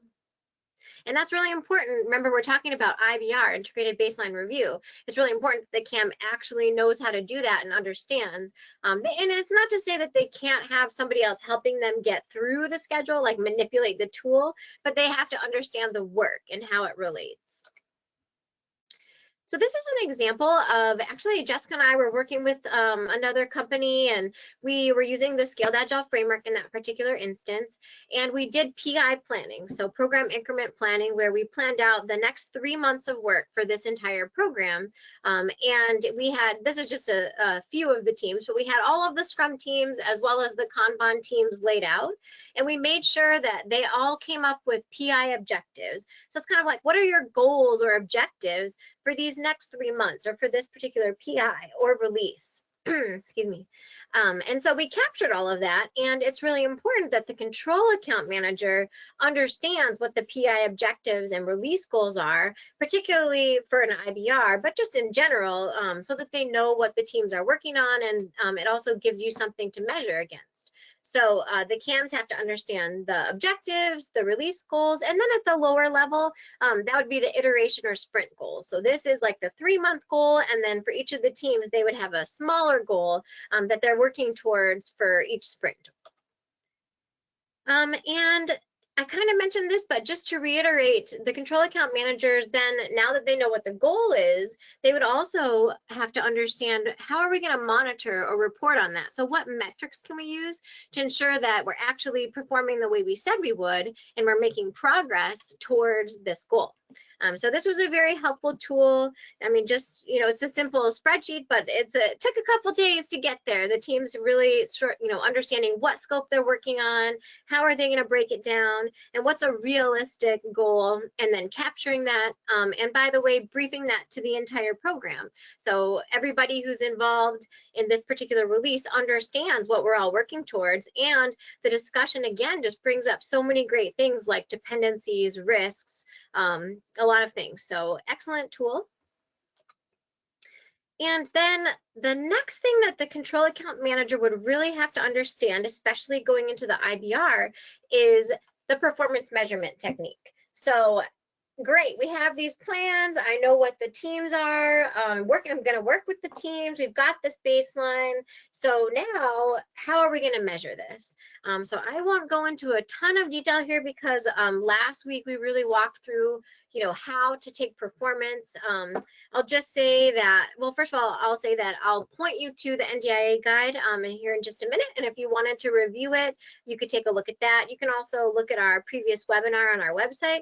But the gist here is that the teams are going to execute, they're going to be doing work, and they're going to get some stories done, and they probably, likely won't get every single story done. And so the control account manager has to understand what is that impact, and how are you going to measure the team's progress. And the way that you're going to do that is by using the stories as kind of the underpinning to the work packages and the control account progress. So you can get that feature % complete, which is like your work package % complete. And the control account manager has to know what the plan is to do that, and has to be able to assess that at least on a monthly basis. All right, and then one of the last things here for IBR is risk and opportunity, risk and opportunity. So the control account manager, of course, has to understand what are the risks to the work that they're doing, or their control accounts, and also how are they going to manage it. There's a lot of requirements from an earned value perspective about risk, but it's also important that they understand how the teams are going to manage risk. So these are just a few different snapshots that we've taken from different tools that our clients use. I think most people are familiar with just the typical risk register, but I've also taken a couple snapshots from JIRA. So there's a lot of add-ons that you can get, like the risk management add-on, just so that the teams are really looking at risk and tracking that. And you can even do like burn downs for the risk, and the control account manager, again, just has even more insight into risk if they use tools like this, tools and techniques, and the teams are really integrated in risk management. And then just the last topic here about risk is really when to apply management reserve. So if you're familiar with SAFE, maybe you've seen the roam your risks. So resolved, owned, mitigated, accepted. It's things that, like during that PI planning session that I just mentioned, the teams are really looking at risk. They're talking about risk mitigation. And there's only specific times when, management reserve can be applied, and one of those is for risk mitigation steps. So it's important that the control account manager understand when MR can be applied and is talking to the teams about that when they're trying to control risk. So it's not to cover up performance issues, of course, or overruns. It's for scope that is within the technical scope of the project, but may have been overlooked in a particular control account or something like that. It's not for unauthorized scope. And also just one last point here, which is that the teams are accounting for risk at a much lower level when they do that, planning poker that I showed you earlier. When we talked about planning poker, I said when the teams are using this technique, they're talking about things like risk and the story points might be higher. So it's integrated, risk management is integrated much more when you're using Agile. And the control account manager should understand that and be able to communicate that to the customer. And if there are specific stories that do have a lot of risk, then they should also be in the risk register. So here's just a few things that we can do for you. If you're looking for Agile training or Agile coaching, Jessica and I do this all the time, especially in Department of Defense, and we would love to have you book a free consultation. Thank you for attending the webinar, but if you want just a follow-up or a more private call about what you're doing at your organization, we could do that with you.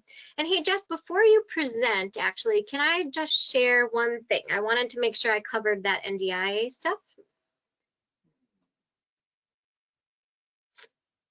All right, let's see, screen sharing. Can you see my screen again? Yep. Okay, great. So let me just share a couple things. Okay, there's the NDIA guide. I'm gonna give you these two links. One is the NDIA Agile and Earned Value Guide that just came out, and the other, there's a brand new, well, pretty new, in September of 2019 IBR guide.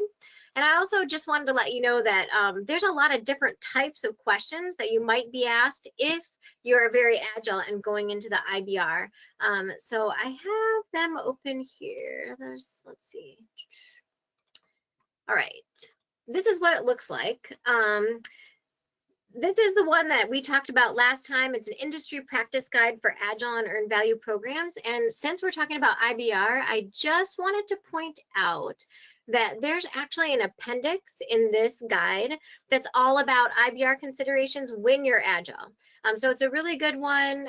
It talks about like scope, time, budget, all these things, and how your typical artifacts relate to Agile. So I won't go into more detail on that now, but I definitely encourage you to check it out, and I will chat the link to you.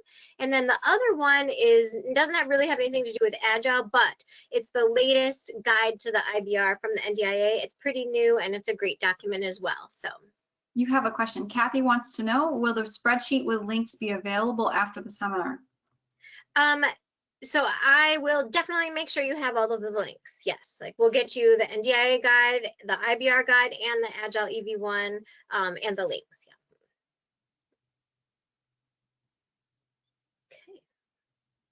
Okay, Kathy said thanks. Good. All right, you all set? Okay. Yes, thank you. No problem.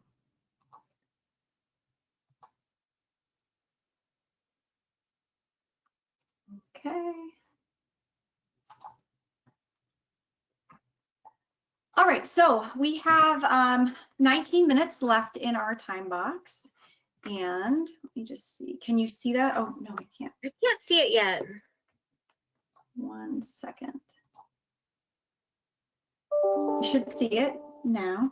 Okay, so our last topic, we don't want to waste any of your time. So we want to give you information, as much information as we can give you in a way that you can learn.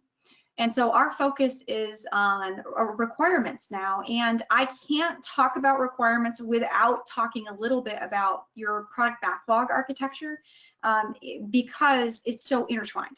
So I'm actually going to talk a little bit about product architecture and how to get it more receptive to change. And then I can layer on that requirements discussion. That way you're ready and we are on the same page.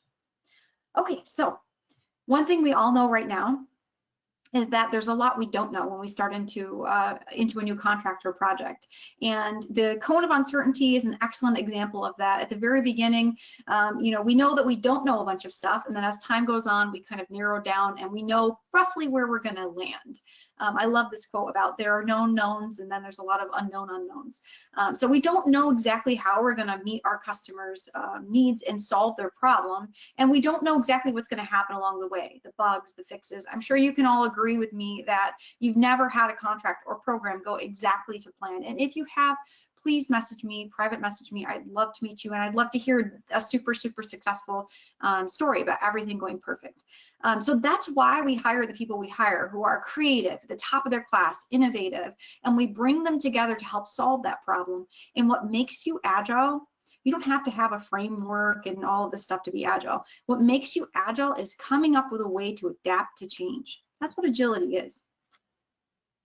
All right, so how do we do that? A lot of what happens when we start with a traditional WBS, a traditional contract, and as a prime contractor, if you decide to be agile, a lot of what happens is right up front, your work is already architected incorrectly in your product backlog. So when your teams go to pull stories, they're actually going to continue to do mini waterfalls until that program is done. And we don't want that. We don't want to have a disconnect with the way that we craft those epics and the way that we're doing work. So we want to enable them to be able to pull nice slices of work that more than one team member can work on, that results in incremental working product instead of a pile of documents and then, you know, design, develop, integrate, and test. We want to break that down. So how we do that is we get in front of the team's work. And we want to move away from waterfall epics. This is an example of some waterfall epics for you, where you create all the requirements up front, and your first release is basically, here's all the requirements. Your next release is, here's all the design. Your next release is, you know, so on and so forth until you have a working product. And our goal is to be agile, so we want to be able to avoid the big design up front. We want just enough requirements up front so that we can design just enough, and that's what makes us agile. And everything I'm teaching you right now is what the private sector is doing. And, you know, 5 years ago, 6 years ago, you know, Agile really became all the rage, and they started deciding, okay, how can we beat our competitors? This is how they did it. It's by taking a very lean and agile approach to the way they architect their backlog. So I'm sharing the secret scoop for you that the private sector knows a lot about. So one thing is they come up with a way to have a more modular design.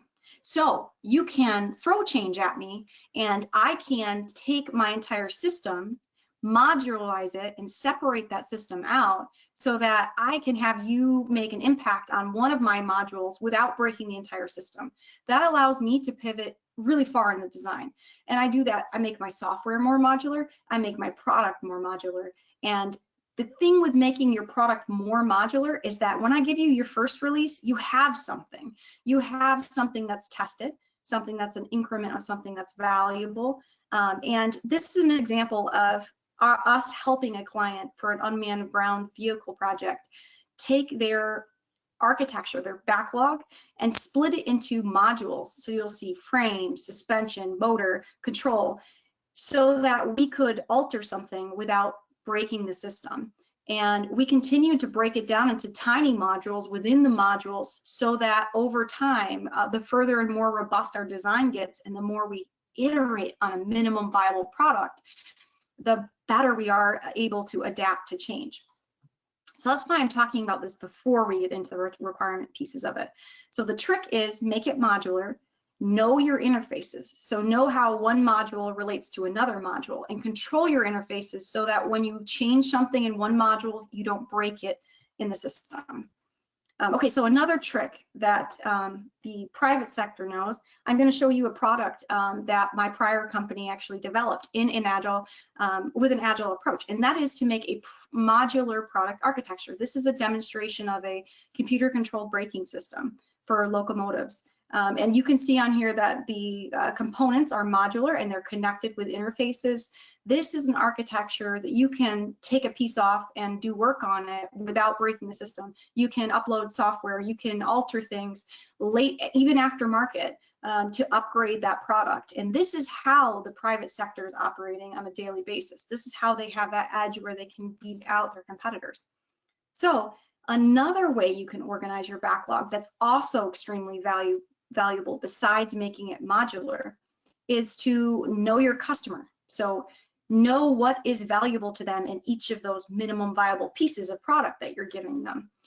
You're going to want to find out, what do they need in release 1? What do they need in release 2? How can I get something that they can test out so that they have something that meets their needs when they need it? And the reason I like creating my epics with a user experience, like how's my user going to use this, is because it draws my attention to the end user, the war fighter, the person using these devices and these systems I'm creating. And so it leads to a higher quality product and one that satisfies their needs over just making a product. I like it. It connects the team in a lot of ways to that. The enabler and the spikes. Oh, Denise, I see we have a question. Yes. Okay. Yes. Yes, I just wanted to make sure you saw that. So it says, is something in the process aimed to manage the interfaces between the modules? Yes, absolutely. So the product owner is he manages the interfaces between the modules, and the system architects and product management team, their whole job is focused around the system and making sure that the system, these modules connect together the way they're supposed to, that they function the way they're supposed to, and they're responsible. If I change something in one module that I know will have an impact in another, I have to have that conversation. So you have safeguards in place in terms of design and the way you've laid it out, and then also in these roles where you have a person who is interfacing with another person, so decisions are made in a way that it's collaborative and it's systematic. So yes, there is a lot of management. Now, the one I'm talking about right now, user experience, you have to be careful with this one as well, because everything is about how the user is going to use your product. But we all know on this webinar today that it's not just about the user, because there are things you have to develop. They're called enablers. Those are things that enable you to do something for the user, but they're never going to see it. It doesn't have anything to do with the product. It has to do with the infrastructure you have to put in place, or the framework or the automation you have to do to be able to do that product or build that product. Spikes, those are the research that you have to do, knowledge you don't have right now that you're going to need to have. So if you used user experience as an approach to create your control accounts or your epics, you'll have to think about the other two as well, enablers and spikes.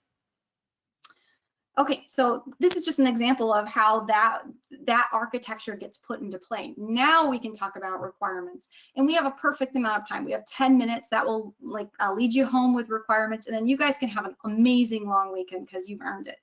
All right, so how to address requirements. Okay, so I get this asked a lot. So one thing we've all agreed on is change is inevitable, and the goal of being agile is to be able to welcome changing requirements late in development. So we have to have a modular design to do that. We talked about that. So if we're looking at requirements, one of the big design upfront flaws is that there's a lot of time spent in that, and also that you haven't tested out all of these things that you're putting into play. Your customer hasn't seen it, they haven't given you feedback. So you can write a lot of requirements, but until you actually start getting into it, it's hard to see the flaws or the pitfalls that are in front of you. What we want to do is we never ever will develop a product without having requirements, because I can't imagine the chaos of having all these different teams and they're trying to develop something and they're coming up with creative and innovative ways to do it, but none of it fits back together again. Remember that complicated braking system I was showing you? If each team had pulled modules and gone off and developed it without knowing what parameters or environment it's going to be in, the chaos would ensue and it'd be wasteful. Our goal is to not be wasteful. So we want to have a modular product that we can work on, and we want enough requirements to define how the customer or end user is going to use it, the environment that it's going to be in, the modules themselves. So I need to know what the system looks like and what those modules are looking like. That's all I need. Once I have that, my teams can get started. They can start creating the modules and testing the module functionality. So to do that, I need to develop the high-level wants or needs of the customer, define my functional requirements and the interfaces between the modules. Now my teams can work. Here's an example of creating more of a software module. And when I say module, I'm saying that it's a unique addressable component. It can be solved, modified independently without disturbing, sometimes it's a little bit, but without mostly disturbing other modules of the software. When I'm talking about it from a hardware standpoint, or I'm talking about modules, and I'm talking about more modularity, I'm actually referring to a lot of techniques that are discussed in this book, Scrum for Hardware. So yes, there's a lot you can do with software to modularize, and there's also a lot you can do with hardware. And I'm actually I copied this ahead of time so I could chat this in the chat box to you. See if it takes you there. That's where you can buy this book if you're interested and you have that. I know not all of you are dealing with hardware, but just some tips on how you can modularize it. So what you want in the end is that your developers, they have a clear requirement for all the functions of the module. The modules are as independent as possible, limited dependencies, and so that you can change a module without breaking your system. Then you will get lower level requirements, but they happen when the teams are developing the modules. So this is where you're gonna get all of those lower level requirements. And I know that you don't get all those requirements up front anyways, even if you're not using Agile. Typically those get decomposed over time. All right, so next, acceptance criteria. Denise actually talked quite a bit about developing a user story. Well, if we have acceptance criteria and definition of done, this is where I tie in my requirements. So if I have a pile of requirements for this product I'm creating, this computer controlled braking system, I need to know what are the requirements that this piece of work is going to satisfy. This makes sure that when I develop some subset of my module, that it actually is going to aggregate into a finished product that meets my customer's needs. Here's an example of an acceptance criteria. As an online customer, I want strong passwords so my credit card information is secure. Great, okay. So now I'm gonna tie in all the parameters. It needs to be 8 characters, needs to have a lowercase, needs to have an uppercase, and a special character. That's an example of an acceptance criteria. Oftentimes there's a relationship, and we talked about this in the first webinar, where you would tag something in your Agile tool to show how a story and a requirement are related. Another thing you should know about is your definition of done. This is another way for you to make sure that you're looking at your internal requirements. So what quality standards do we have in place? And this is another way for you to make sure that that product is a high quality product. These are things like all stories have to have a proof that you've completed them, either with a picture or whatever, uploaded into the story. All code has to be peer reviewed. If you didn't peer review it, I'm not going to accept it. All stories have to be tested. And that forces, I love that. If you're testing something, then you must have something that is potentially working and that's demonstratable to the customer. So I actually coach all of my clients to write their user stories with a test in mind and capture that in here in their acceptance criteria. And then if they can't demonstrate to me, then that really means to me they haven't solved the problem. They haven't done that work.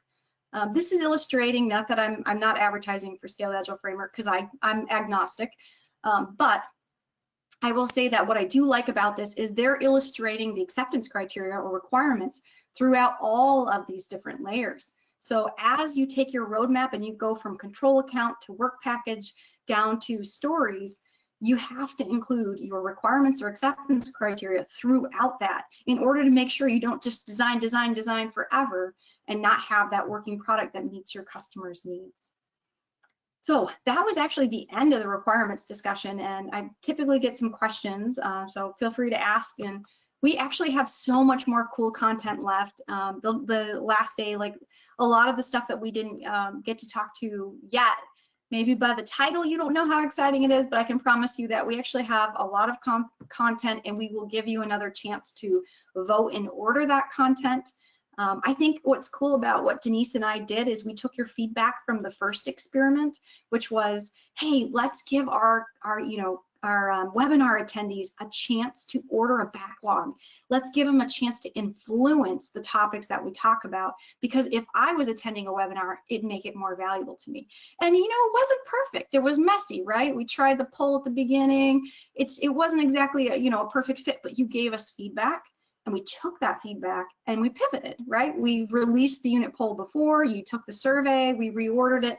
And I also took feedback from one of you that it'd be more helpful if we needed to cover content and you didn't vote on it, but you didn't know you needed that content to have a good learning experience, that we're going to include that. So you notice I snuck that little thing in before requirements because I knew you needed to know something you didn't know you needed to know. So That's a tongue twister, but I agree completely. So thank you guys for your feedback. I hope you enjoyed our webinar today and hope that you can join us again next Friday. Yes, I hope you have a great weekend. Barbecue, get out there, have a great time with your family, because that's what's most important, especially in these times. So enjoy it, guys. Thank you so much. Yes.